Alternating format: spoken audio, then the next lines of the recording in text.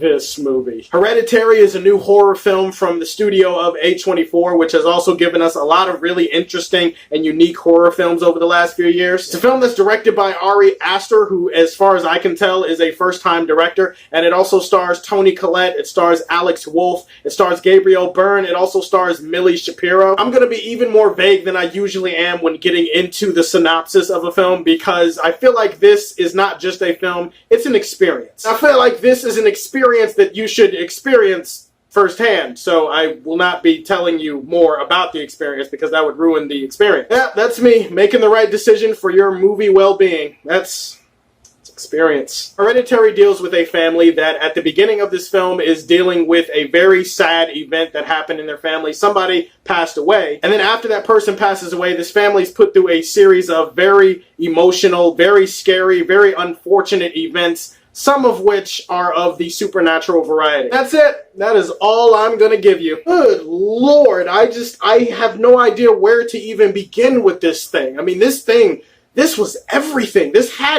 just so much to talk about. I suppose a good place to start would be the director, because like I said, I think he's a first-time director. I don't think he's ever directed a feature film like this before, which blew my mind when I researched him and looked him up, because if you look at the quality and the effort that was put into crafting this film, it's like, how did this guy not direct anything before this? And now in the future, I am very excited to see what other projects Ari Aster has up his sleeve, because he directed the shit out of this movie. This is one of the best directed films of the year. Best thing about his direction in this film is the attention to detail. The little details that fill every nook and cranny and crevice of this film and help build it into something truly horrifying. It's a great exercise in meticulous execution. This guy does a great job in this film at knowing the time and the place and the moment of showing you versus telling you. He shows you just enough to keep you engaged, to keep you intrigued, to keep you emotionally invested in the characters and everything that's going on. But he doesn't tell you everything right away. He tells you bits and pieces here or there along the way,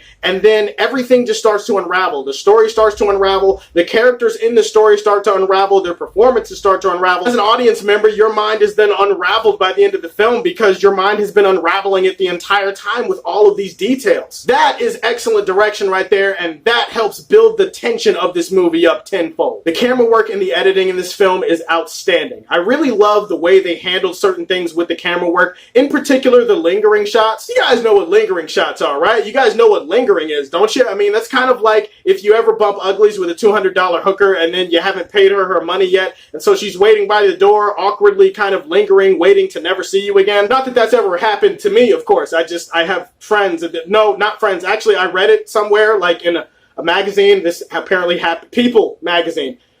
Happens to people a lot.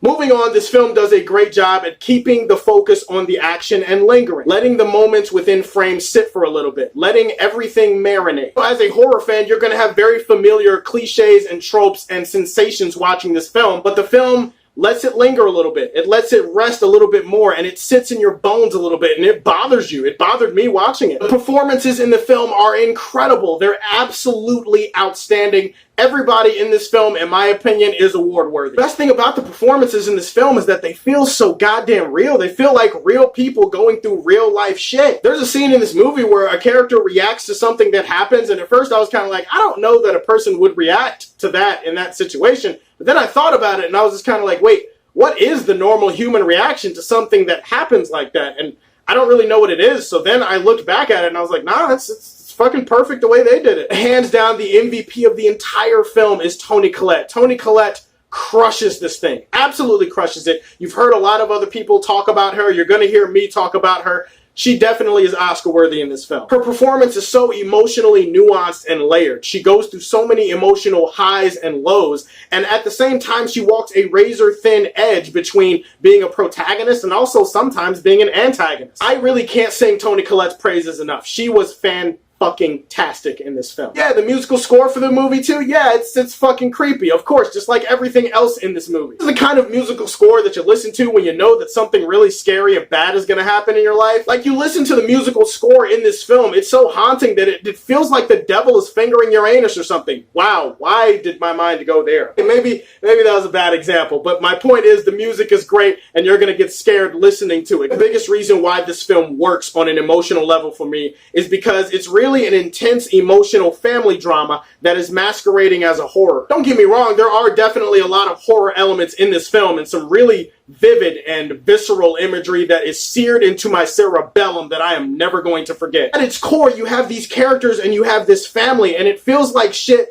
that actually applies to real people, because we all have families, we all have things that we love and hate about our families. Every family has skeletons in the closet, every family has traumatic things that happen to them, and this film is about how the accumulation of all that trauma and all that stuff can get passed down and how it can affect future generations. It also focuses on some of the unspoken things that might exist in families that is actually really damaging to the family as a whole, stuff that might exist between a mother and son, or even a husband and a wife. There is a nitpick that I have that I can't talk about because it's a spoiler, but then the more I think about it, it's really just a small nitpick that doesn't really matter that much, so I'm gonna actually nix it off my flaws list, and you're never going to know what it is because spoilers, so I just wasted time for no reason. I will say that my only real issue with this film is that there is a character that pops up in this film who is necessary to the film. She helps set some things up that happens in the third act, but her personality was a little irritating, it was a little grating, and there really wasn't a lot of closure with her character. Hereditary is not just the best horror film that I have seen this year, it's not just one of the best movies of 2018 so far, it might be one of the best made and scariest horror films that I have seen in the last 2 decades. I don't know if it's better than The Exorcist or any of that shit, but definitely when you go out to this movie, when you walk out, this movie is going to affect you in some way. At least I hope it does. You heard me talk all that shit about this movie. You already know what this movie's about to get. Hereditary actually creeped me the hell out, and it absolutely deserves my highest rating of Superman Prime. Alright guys, those are my thoughts on Hereditary. I hope a lot of you go out this weekend and see it. Tell me, what's the scariest thing that affects you when you're watching a horror movie? List that in the comment section below. Please like and subscribe to the Superfan Show, and as always, if you like what you see, tell me how you feel, and stay tuned to hear more from the Man of Steel. Peace.